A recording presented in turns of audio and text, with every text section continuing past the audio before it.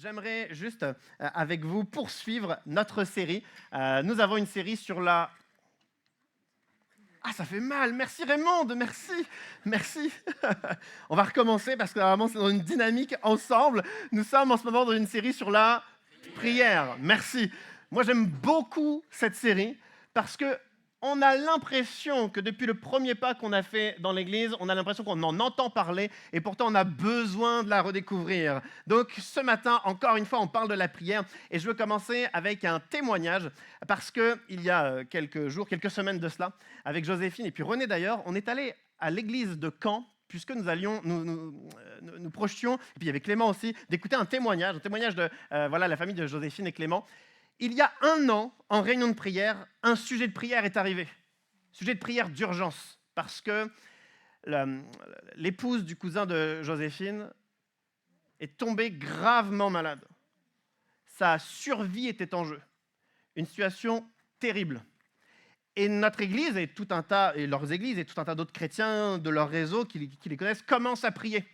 Et puis on prie une fois, puis on prie 2 fois, on prie 2 semaines, on prie 3 semaines. Et puis c'est un combat qui est long parce que les médecins ont dit, tu me corriges Joséphine si je me trompe, qu'elle aurait eu 10% de chances de survivre tout au début de la problématique.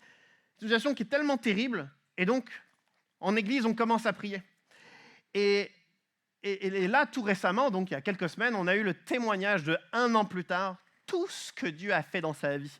Comment Dieu l'a restauré, guéri. C'était pas juste des petits clins d'œil, mais vraiment toutes les transformations que Dieu faisait étape après étape. C'était vraiment puissant. Et je me suis rendu compte à ce moment-là que nous, l'Église qui prions, au début, on priait les premières semaines, les premiers mois, et honnêtement, on ne savait pas beaucoup de choses sur l'évolution. Alors, je sais que quelquefois, vous veniez me voir en disant « Qu'en est-il de Floriane, son état de santé, est-ce que ça va mieux ?» Quelquefois, j'avais des petites choses à dire, quelquefois, je n'avais rien à dire parce qu'on ne savait pas tout ce qui se passait. Et là, après avoir entendu le témoignage, donc après 1 an de situation, quand on voit tout ce que Dieu fait, nous, on est ignorant, on ne sait pas tout ce que Dieu est en train de faire, tous les soutiens, toutes les transformations que Dieu est en train d'accomplir dans sa vie. Quelquefois, elle était dans un moment de solitude, à peine consciente, et des personnes qui sortent de on ne sait où, qui lui amènent une parole de Dieu, alors qu'on ne sait même pas qu'ils sont chrétiens, ils arrivent, puis ils l'encouragent, et puis il y a d'autres personnes qui l'encouragent, et il y a eu tout un soutien incroyable et surnaturel, mais nous, l'Église, quand on était en train de prier pour ça, on ne savait rien de tout cela. Et je trouve ça incroyable parce que il y a ce que visiblement on fait, c'est-à-dire on se réunit, on prie avec cœur, on dit des mots, mais ce qu'on ne sait pas, c'est que de façon invisible, de façon spirituelle, Dieu fait 1000 choses. Et si on s'arrête uniquement à ce que l'on voit, on pourrait dire, après quelques semaines, quelques mois à prier pour cette Floriane, que il ne se passe pas grand-chose. Il ne se passe pas grand-chose, Dieu n'agit pas, Dieu ne la restaure pas, il n'y a pas de transformation. Qu'est-ce qui se passe? Où est le problème? On commence à faire 1001 théories spirituelles du pourquoi ça ne fonctionne pas, alors qu'en vrai, on avait juste basé notre foi sur la vue. Il est nécessaire que notre prière soit bâtie sur notre confiance en Dieu, même si on ne voit pas ce qui se passe. Dieu agit tellement plus qu'on l'imagine. Alors j'étais tellement encouragé d'entendre ce témoignage et de voir tout ce que Dieu est en train de faire, nous qui étions aveugle de tout ce que Dieu est en train de faire. Alors, je veux que ça puisse nous encourager, alors que ce matin, on retourne dans cette série sur la prière. Je crois qu'il y a cette notion de visible et d'invisible qui est importante et qui doit être au cœur de notre vie chrétienne. On s'apprête à lire ensemble un passage, c'est dans Actes au chapitre 12, et ce passage nous montre aussi le contraste entre ce que nous voyons et la dynamique spirituelle qu'on devrait avoir. Le titre de ce matin, c'est, on peut remettre la diapo juste avant, c'est « Ta prière, la clé pour libérer ». Je n'ai pas dit « la prière », j'ai bien dit « ta prière ». Parce qu'il n'est pas tout de savoir que la prière pourrait faire quelque chose. Il est nécessaire de l'activer, il est nécessaire de le faire, il est nécessaire qu'on commence à prier. C'est bel et bien ta prière qui est une clé pour libérer. Alors on va lire ensemble ce passage, c'est dans Actes au chapitre 12. Les premiers versets nous disent « À cette époque-là, le roi Hérode se mit à maltraiter des membres de l'Église et il fit mourir par l'épée Jacques, le frère de Jean. Quand il vit que cela plaisait aux Juifs, il fit encore arrêter Pierre. C'était pendant la fête des pains sans levain. Après l'avoir fait arrêter et jeter en prison, il le mit sous la garde de 4 escouades, de 4 soldats chacune. Il avait l'intention de le faire comparaître devant le peuple après la Pâque. Pierre était donc gardé dans la prison. et l'Église adressait d'ardentes prières à Dieu pour lui. On nous montre une situation vraiment facile. Pas du tout. L'Église est en train de souffrir. Il y avait déjà une certaine dose de persécution, mais elle prend un autre niveau parce que le roi Hérode, un des plus puissants localement, lui, il se met aussi à maltraiter l'Église. Qu'est-ce qu'il commence à faire? Il arrête Jacques. Jacques, un des 12 autour de Jésus, un des apôtres. Mais il ne l'arrête pas seulement, il est tué. Mais ça ne s'arrête pas là. Pierre, lui aussi un des 12, lui aussi un des apôtres, lui aussi une des figures fortes de l'Église, il est lui aussi arrêté. Et qu'est-ce qu'on apprend? Il va bientôt comparaître. C'est une autre façon de dire que d'un instant à l'autre, on va le condamner à mort. Cette situation est terrible. Et l'Église adresse d'ardentes prières à Dieu pour lui. L'Église devrait désespérer.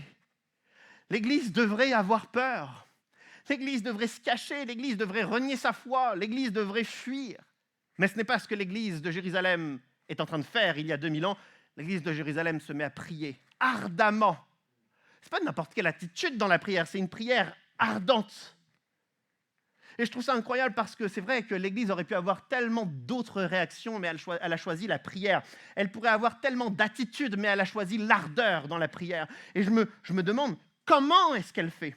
Nous qui pourrions être face à des défis, à des personnes que nous devons porter, nous qui pourrions être face à des projets où il y a des obstacles pour l'accomplissement de ces projets, nous qui pourrions faire face à des moments de souffrance, nous qui pourrions être blessés au fond de nous, notre attitude, nos réactions ressemblent quelquefois plus à la peur, au désespoir, au désir de fuite qu'à l'ardeur dans la prière. Alors pourquoi? Comment est-ce que l'Église est capable d'adresser d'ardentes prières à Dieu? Je me souviens quand je suis parti faire mes études au Canada, j'ai travaillé alors pour l'Église en tant que gardien. L'Église pouvait accueillir alors mes chiffres vont plus être trop exacts, entre 2000 et 2500 personnes. Il y avait 2500 chaises. Et donc vous imaginez la taille du bâtiment monumental avec toutes les salles, toute la diversité, tous les bureaux, tout. Et donc en tant que gardien, j'avais ce genre de trousseau de clés, très facile, très lisible, trousseau de clés. Et je me souviens des premières fois où on me forme, on me montre où est l'entrepôt, où est la salle A, B, C, D, 154, B6, premier étage, sous-sol, entrepôt. Et le trousseau de clés, si facile, si lisible. Et je me souviens de ce moment, c'était les toutes premières fois où j'étais un peu plus en responsabilité. J'étais dans mon petit bureau de gardien et deux personnes qui portent quelque chose un peu lourd, un peu encombrant, ils passent devant mon bureau. Emmanuel, est-ce que tu peux nous ouvrir l'entrepôt? Alors, avant de dire oui, je sors de mon bureau, je regarde s'il n'y a pas un autre gardien qui sait où est l'entrepôt. J'avais oublié un peu où était l'entrepôt. Je vois qu'il n'y a personne, donc j'assume, bien sûr, naturellement. Je vous suis. Je les suis. On arrive finalement jusqu'à l'entrepôt. Et moi, je sors mon trousseau de clés que je ne maîtrise pas du tout. Et je commence à chercher la première, la deuxième, la troisième, la 17e, la 64e clé. Et je n'ouvre pas l'entrepôt. Et j'entends en plus derrière qui commence, vous savez, à bouger les pieds parce que ça commence à être un peu lourd là. Moi aussi, je suis lourd dans cette situation et je fais ce que je peux avec mes clés. Et à un moment donné, à force de faire toutes les clés, je ne trouve pas la bonne clé. Certainement que tellement gêné, gênant, en difficulté, j'avais dû tomber à un moment donné sur la bonne clé, mais paralysé, j'avais dû pas bien la rentrer, pas bien forcer sur la serrure. Donc j'ai dû faire un deuxième tour de tout le trousseau. Et là, j'ai trouvé les bonnes clés. Ça faisait 15 minutes. Non, j'exagère. Mais ça faisait beaucoup trop longtemps. Ils ont pu rentrer à ce moment-là dans l'entrepôt. Je me souviens de mon absence de gestion de cela.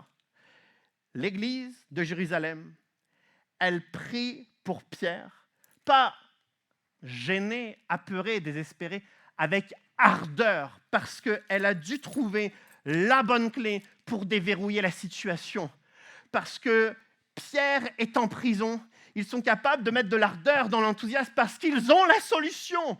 On pourrait fuir, on pourrait avoir peur, on pourrait désespérer, mais arrêtons-nous et prions avec ardeur parce qu'on a trouvé la clé. La clé, c'est la prière, la clé, c'est de se connecter à Dieu. J'aimerais nous demander si nous avons trouvé la bonne clé. Est-ce qu'on sait que la prière, c'est la solution? La vérité, c'est que la prière Généralement, c'est une des clés de notre trousseau. On a la prière, puis on a aussi le temps qui passe. Avec le temps, ça va s'arranger, on n'a pas besoin de tant que ça de prier. Là, à la fuite, on pourrait déménager, changer de travail, ça ira mieux, changer de relation amoureuse, ça ira mieux. On pourrait fuir. Ou alors on pourrait consommer des choses qui vont un peu diminuer les charges qu'on a au quotidien, regarder des choses qu'on ne devrait pas regarder, consommer des choses à outrance qui demandent de l'équilibre normalement. Et en fait, on a toutes sortes de clés parce qu'on a toutes sortes de solutions. Et la prière, c'est juste une clé parmi tout cela. Je crois que la prière ne doit pas être une clé parmi tant d'autres. La prière, ça doit être une clé fondamentale, essentielle, au cœur de notre vie. Parce que la prière nous connecte à Dieu, souverain. Il a tout entre ses mains. Il est capable de tout. Il sait toutes choses. Il peut nous fortifier. Il peut nous conseiller. Il peut nous réorienter. Il peut changer notre cœur. Il peut changer le cœur des personnes en face. Il peut créer des opportunités qu'on n'aurait jamais imaginées. Il peut guérir les blessés. Il peut tout faire. Alors la prière, ce n'est pas juste une clé parmi tant d'autres, c'est la clé qui va déverrouiller la situation. Quelle que soit la solution, quelle que soit la réponse de Dieu, la prière, c'est la clé. Est-ce que ça va être une des clés de notre trousseau? Est-ce qu'on va la mettre en évidence parce qu'on sait que cette clé-là, on doit la connaître, on doit l'utiliser spontanément, on doit la chercher spontanément, on doit l'utiliser, cette clé. Et si on arrêtait de considérer la prière comme juste une chose parmi tant d'autres et qu'on la mettait au cœur de notre vie, comme étant la clé, la solution. J'aime beaucoup ce passage quand Pierre est arrêté. On nous dit que l'Église adresse d'ardentes prières. On ne nous dit pas Thierry adresse d'ardentes prières. On ne dit pas Emmanuel adresse d'ardentes prières. On dit l'Église. Comme s'ils seraient tous réunis pour prier. Puis on le voit d'ailleurs 2 paragraphes plus loin, qu'ils sont tous ensemble réunis dans une maison. Puis il y a d'autres maisons où ils sont tous ensemble réunis. Et ça, je trouve ça incroyable. Parce que si j'étais un chrétien de Jérusalem d'il y a 2000 ans et que j'apprenais que Pierre était arrêté, est-ce que j'aurais la force, la motivation pour prier pour lui, honnêtement, en voyant le contexte de persécution, en sachant que la dernière fois, j'ai déjà prié pour Jacques. Mais Jacques est mort. Et maintenant, il faut prier pour Pierre. Est-ce que j'ai la foi? Est-ce que je suis motivé? Est-ce que je suis sûr que ma prière va fonctionner? Je ne suis peut-être pas sûr. Alors, peut-être que tout seul, je ne vais pas prier. Parce que j'ai mes doutes, parce qu'on a tous nos doutes. Mais voici ce qui se passe lorsqu'ils se réunissent ensemble pour prier. Je l'ai vécu 1000 fois en priant avec d'autres. Vous l'avez déjà vécu. Il faut qu'on continue à le vivre. Quand on est à plusieurs, si je prie avec Stéphanie et Fabien, peut-être que moi, je vais commencer. Je vais être le premier à prier et je vais dire à Dieu, bon, tu connais la situation de Pierre, mais la dernière fois, ça s'est passé la même chose avec Jacques et ça ne s'est pas bien passé. Jacques est mort. Je ne comprends pas tes plans, oh Dieu. Et ça, c'est peut-être la première prière du temps de prière, sauf que Stéphanie a entendu ma prière et donc elle va elle aussi prier. Elle est peut-être un peu d'accord avec moi, on ne comprend pas tout ce qui se passe. Donc sur la base de ma prière, elle va dire, effectivement, Dieu, on ne comprend pas tout ce qui se passe, mais on sait que tu es là et on veut essayer de te faire confiance. On veut commencer à croire en toi. Et Fabien va entendre la prière de Stéphanie et ma prière. Et Fabien va alors ajouter une prière supplémentaire en disant, effectivement, on veut croire en toi. Parce que tu n'as pas fini d'agir, parce que tu as un plan pour Jérusalem, parce que tu n'as pas fini de toucher les cœurs, même le cœur des persécuteurs. Et plus on prie les uns avec les autres, plus il y a une synergie dans notre foi. Ma foi seule est face à tous mes doutes. Mais lorsqu'on s'encourage dans la foi, les doutes disparaissent et la foi s'amplifie. Ensemble, notre foi est beaucoup plus importante. Il est temps de ne plus rester seul. Le dimanche, on prie ensemble. Le mercredi soir, on prie ensemble. Avec les hommes, avec les femmes, avec les aînés, il y a des prières ensemble. Avec les jeunes, il y a des prières ensemble. Avec les ados, il y a des prières ensemble. Mais quelquefois, dans ce temps de prière, chacun fait ce qu'il veut, avec le degré d'intimité et de cœur ouvert. Et quelquefois, nos cœurs sont vraiment fermés dans ces temps de prière, alors que c'est le moment où, si on ouvre un petit peu nos cœurs, c'est le moment où notre foi va être amplifiée, parce que je vais être béni par la prière des uns et des autres. Et quand moi, je vais ajouter ma prière, je vais alors bénir les autres. Et notre foi va enfin grandir. Ce que nous doutions va disparaître pour amener des convictions, des promesses fortes. Il faut qu'on prie ensemble.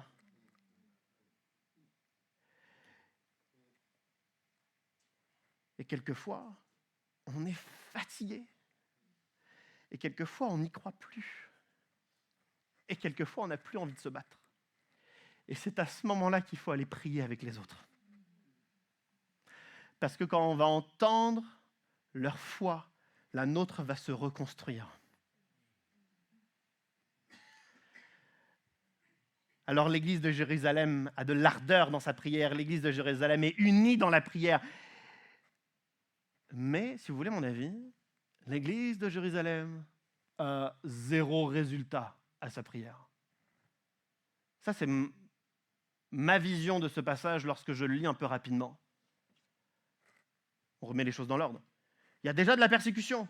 Donc l'église prie déjà face à la persécution. Et en résultat de la prière, Jacques est arrêté. Alors l'église prie pour Jacques.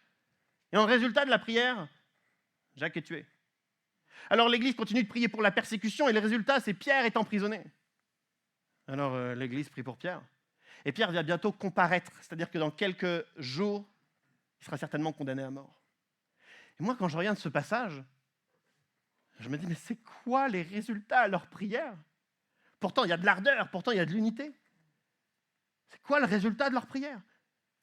Je me pose cette question pour ce passage, mais depuis que je suis enfant, je participe aux réunions de prière de mon église, quelle que soit l'église que j'ai fréquentée. J'ai toujours participé à toutes les réunions de prière, c'est mon ADN, c'est comme ça que j'ai été éduqué spirituellement, c'est comme ça que je bâtis ma foi.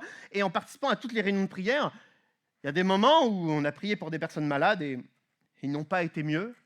Dans la même période, on priait pour des couples en difficulté et ça n'a pas été mieux. Dans la même période, on priait pour des étudiants qui allaient passer des examens, des concours, et ils ne les ont pas réussis.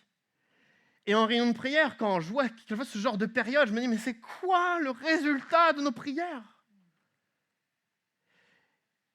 Et j'ai besoin d'une révélation. J'ai besoin de comprendre quelque chose de plus profond. Le but de la prière n'est pas l'exaucement. Le but de la prière, c'est d'être nourri dans la présence de Dieu. Cette nourriture a beaucoup plus de force qu'on l'imagine. Voici ce qui se passe depuis 5 ans, c'est-à-dire depuis que Jeanne, ma fille, est née, notre fille est née avec Joséphine. Tous les soirs, au moment où les enfants sont couchés, et on les couche tôt parce qu'ils sont encore jeunes, il est 19h30, on descend. Il se passe la même chose tous les soirs, spontanément. On n'a jamais mis ça en place, c'est juste spontanément. On s'assoit ou on s'avachit dans le canapé. On commence par souffler, soupirer, plus ou moins longtemps en fonction de l'intensité de la journée. Puis ensuite, on dit comment ça a été ta journée? Et puis elle parle, puis après je parle, puis après on rit, et puis après on se fait des reproches, puis après on rit à nouveau, puis après on se donne des conseils, puis après on se raconte d'autres choses, puis ensuite on rit à nouveau. Quelquefois ça dure 5 minutes, quelquefois ça dure 1h30, mais grosso modo ça se passe toujours pareil. On souffle et on parle. La prière n'est pas une baguette magique qui doit nous donner des exaucements. La prière est un moyen de communication avec Dieu. J'ai l'impression que cette scène qu'on vit tous les soirs, c'est puissance 1000 avec l'Esprit de Dieu, où on peut commencer par souffler, soupirer, se soulager de tout ce dont on a besoin de se soulager. Et ensuite parler, écouter, se plaindre, avoir des reproches, faire des reproches, être conseillé, parler. Et ces temps-là, c'est des temps qui vont nous nourrir, qui nous font du bien. C'est des temps qui nous reboostent jusqu'à demain, jusqu'à la semaine prochaine. C'est des temps où on se nourrit. Sauf que nous, on ne veut pas toujours être nourris. Nous, on veut que ça avance. Nous, on veut des exaucements. Nous, on veut des réponses. On veut des guérisons. On veut que des situations changent. On veut que des personnes se tournent à Christ. On veut que ça avance. On a notre timing. Mais je crois que le but de la prière n'est pas d'avancer, mais de se nourrir avant tout. Et certains pensent, peut-être qu'ils sont plus sages que Dieu, que c'est maintenant qu'il faut avancer. C'est le maintenant que Dieu doit exaucer. C'est le maintenant qu'on doit avancer. Or, si on n'a pas eu le temps d'être nourri par Dieu, on ne va pas avancer bien loin. Mais au contraire, c'est parce que jour après jour, on vient se nourrir dans sa présence, qu'en fait, naturellement, on est en train d'avancer parce qu'on est en train de manger, on est à la table de Dieu et on mange. Certains, on est frustrés parce que Dieu n'a toujours pas touché nos enfants, frustrés parce qu'on a toujours des combats intérieurs non résolus. Certains, on est frustrés parce que Dieu n'a toujours pas fait, Dieu n'a toujours pas dit. Et je comprends tellement votre frustration, j'ai les mêmes. Mais ensuite, quand on est dans la présence de Dieu et qu'il nous parle, qu'il nous réconforte, qu'il nous conseille, on se rend compte qu'on est vraiment en train de manger et d'avancer. Ne soyons pas de ceux et celles qui sont frustrés, mais allons chercher les forces dans sa présence. Allons nous nourrir dans sa présence. Amen. J'aimerais qu'ensemble on lise le second passage, c'est la suite, c'est les versets qui suivent. Alors que l'Église est en train d'adresser d'ardentes prières à Dieu pour Pierre, le texte nous dit « La nuit qui précédait le jour où Hérode allait le faire comparaître, donc le dernier jour, Pierre, attaché avec 2 chaînes, dormait entre 2 soldats. Des sentinelles postées devant la porte gardaient la prison. Soudain, un ange du Seigneur survint et une lumière resplendit dans la cellule. L'ange réveilla Pierre en le frappant au côté et lui dit « Lève-toi vite !» Les chaînes tombèrent de ses mains. Puis l'ange lui dit « Mets ta ceinture et tes sandales. » C'est ce qu'il fit. L'ange lui dit encore « Mets ton manteau et suis-moi. » Pierre sortit et le suivit, sans savoir que ce que l'ange faisait était réel. Il croyait avoir une vision. Ils passèrent la première garde, puis la seconde, et ils arrivèrent à la porte de fer qui mène à la ville. La porte s'ouvrit d'elle-même devant eux. Ils sortirent et s'avancèrent dans une rue. Aussitôt, l'ange quitta Pierre. L'Église est en train de prier. Et quand l'Église est en train de prier, il y a un ange qui apparaît, qui resplendit et qui mène une libération, une délivrance pour Pierre. L'élément qui me touche particulièrement dans cette scène, c'est qu'il y a un ange qui vient. Ça veut dire que Dieu est là avec Pierre dans sa cellule. Pourtant, si on est à la place de Pierre, rien ne nous montre que Dieu est là. Parce que il n'y a pas de prédicateur, il n'y a pas de pasteur, il n'y a pas d'équipe de louange, il n'a pas la Bible ouverte tous les jours. Il n'y a pas la pensée du jour sur son téléphone, il n'y a rien de tout ça. Il y a autre chose par contre. Il y a des soldats, il y a des chaînes, et il y a sa comparution qui arrive d'un jour à l'autre. Donc il y a toutes sortes d'indices terribles, ténébreux, indices de solitude, et pas d'indices que tout va bien se passer. Et pourtant, le texte nous montre que Dieu est là.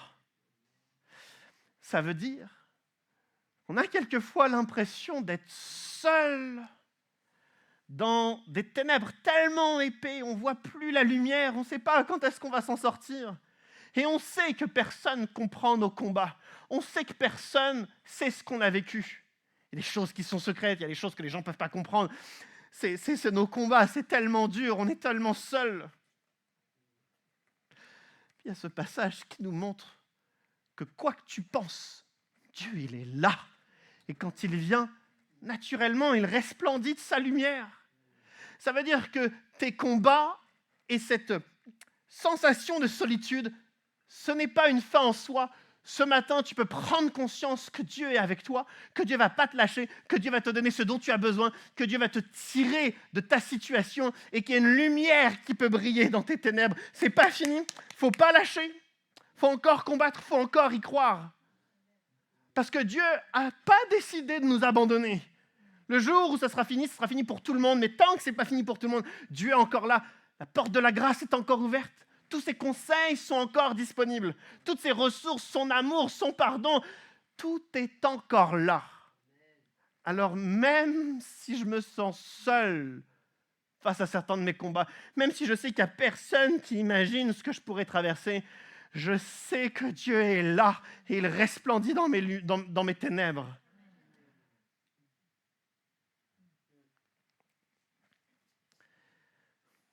En fait, il y a autre chose pour Pierre.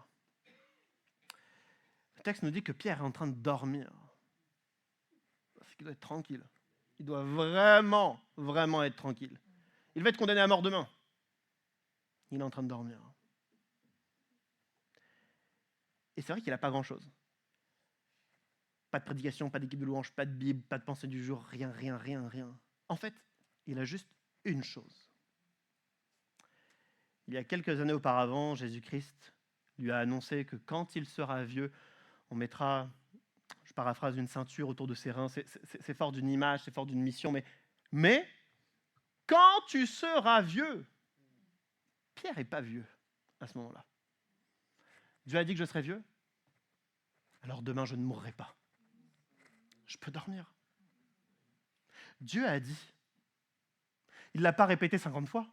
Je n'ai pas beaucoup d'indices qui m'encouragent à tout cela. Il y a juste des soldats, des chaînes et la comparution de demain.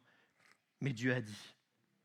Alors sur la base de ce que Dieu a dit, je vais m'accrocher, je ne vais pas lâcher, je choisis de ne pas désespérer, je choisis de me battre, je choisis d'y croire, parce que Dieu a dit. Et c'est plus important que ce que tous les autres indices manifestent. Dieu a dit. Et enfin,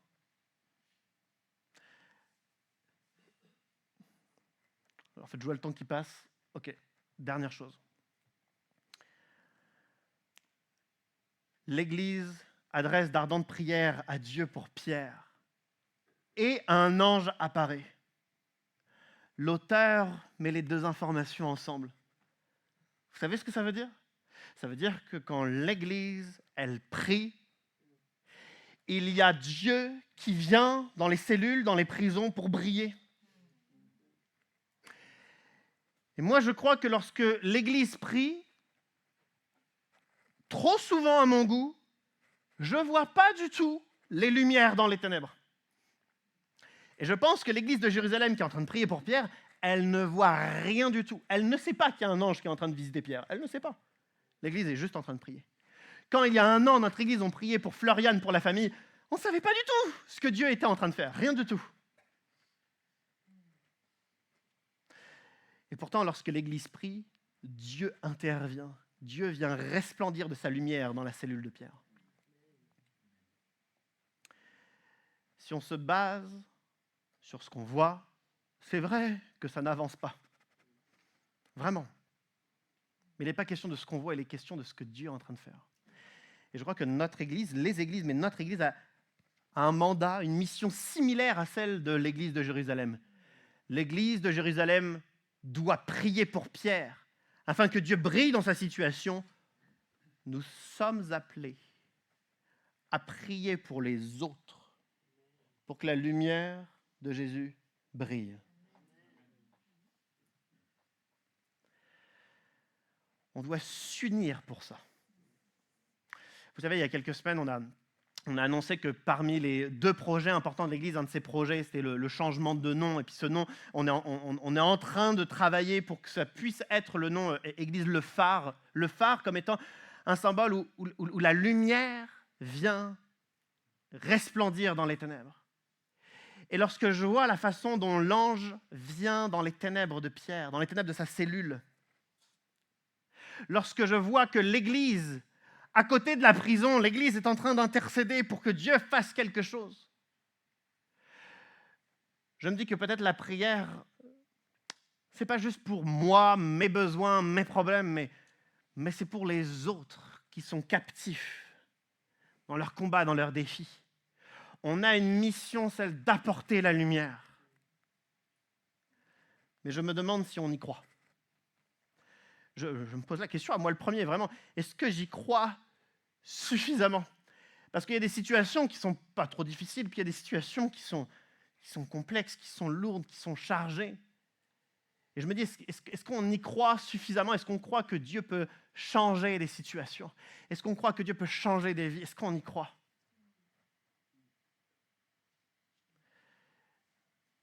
J'y crois pas toujours. Je me souviens, j'ai déjà eu 2 ou 3 entretiens pastoraux où en allant vers cet entretien, je n'y croyais pas du tout parce que l'histoire qu'on m'a racontée, elle était trop lourde, trop triste, trop terrible. Puis je me souviens de cette histoire, cette fois-ci, le rendez-vous était à l'hôpital, je suis en voiture, je suis juste en train de pleurer en voiture parce que j'y crois pas du tout. Parce que si Dieu avait été là, on ne serait pas dans cette situation. Alors j'y vais avec cette conviction que Dieu n'est pas là et Dieu ne va rien faire. C'est juste trop. Puis j'arrive, puis on discute avec la famille, les gens présents. Puis on discute. Puis vient un moment donné où il voit le pasteur que je suis, puis il dit, on va prier. Je n'ai aucune envie de prier. J'ai plus de force pour y croire. Mais on prie. Et je suis sincère. Donc je prie sincèrement. Et à ce moment-là, dans les minutes qui vont suivre, il y a un feu, une sorte de réveil dans la prière pour toute la famille, moi le premier. On commence à invoquer le nom de Dieu. On commence à se souvenir des promesses de Dieu. On commence à se souvenir de sa grandeur, qu'il ne lâche personne, qu'il n'abandonne personne, qu'il renouvelle les forces, que Dieu a choisi de se battre jusqu'au bout, tellement jusqu'au bout qu'il est allé sur la croix pour chacun d'entre nous. On est en train de se rappeler de l'amour de Dieu. Et à ce moment-là, dans l'hôpital, il est en train de se passer dans cette chambre un temps de prière si puissant. Quand je ressors de ce rendez-vous, je suis dans la voiture, je suis juste en larmes parce que je dis, Dieu, tu es là, même dans les ténèbres les plus épais, tu es là et tu brilles.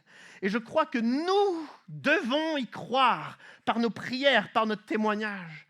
On doit se lever, on doit être ces lumières dans les ténèbres.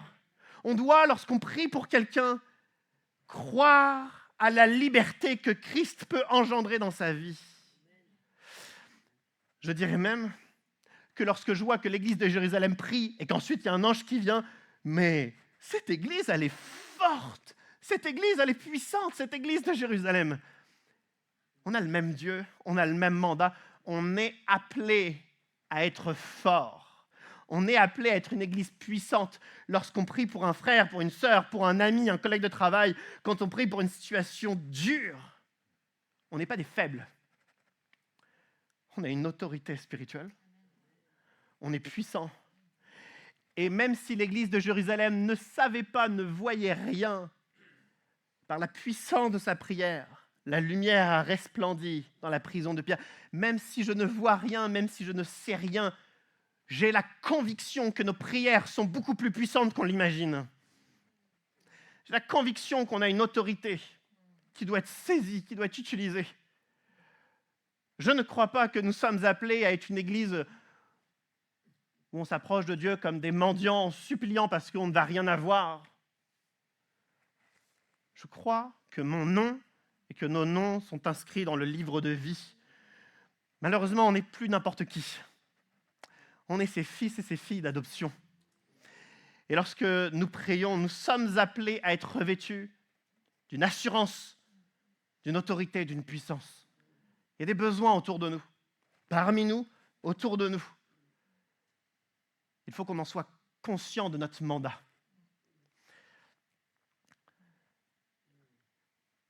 Est-ce que Stéphanie, tu peux venir toute seule au piano? On va juste conclure différemment. Il y avait d'autres choses qui devaient être dites, d'autres choses qui devaient être faites. Finalement, on va juste se saisir de ce qui vient d'être dit. On vient de dire que l'Église a une puissance dans la prière qu'elle a besoin de retrouver. Que l'Église a une autorité spirituelle qu'elle a besoin de prendre conscience. Et si au lieu de passer à la suite, et si on s'arrêtait pour prier ensemble? Vous savez, ce n'est pas la prière de certaines élites spirituelles parmi nous qui sont puissantes. Non. C'est la prière de pécheurs sauvés par grâce qui prient avec cœur. Pendant que Stéphanie va juste jouer tranquillement, je veux nous inviter, on va... Vous n'êtes pas prêts? On va se tourner les uns vers les autres. Peut-être par 2 ou par 3. On ne va pas faire des groupes de 57, juste par 2 ou par 3. Et on va prier pour l'autre. Mais attention, si je prie pour Fabien, je ne vais pas faire une... L'autre Fabien, cette fois-ci. Je change de Fabien. Si je prie pour Fabien, je ne suis pas un petit qui va faire une petite prière.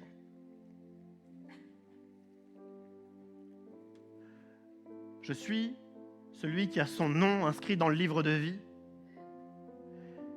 Et quand je prie, je veux amener Fabien, peu importe ses défis, peu importe ses projets, à une pleine libération. Je veux amener la lumière dans sa vie. Et c'est comme ça que chacun d'entre nous, on est appelé à prier. Alors, on est dans une série depuis plus d'1 mois sur la prière. Le but de la prière, c'est peut être le plus éloquent, le plus fort, le plus ceci, le plus cela. Le but de la prière, c'est de prier avec ces mots, simplement, de tout cœur. Si la personne à côté de vous, vous ne la connaissez pas, vous lui demandez son prénom avant de prier. Et on va vivre là maintenant ce temps de prière par 2, par 3. On va juste prier pour l'autre. On ne prie pas pour soi. Moi, je vais prier pour Fabien. Fabien va prier pour moi. On prie juste simplement avec nos cœurs. C'est parti? Je vous laisse vous tourner vers les uns, vers les autres. S'il n'y a personne sur votre rang, vous vous tournez, vous vous avancez. Que personne ne reste seul. On va prendre ce petit temps de prière.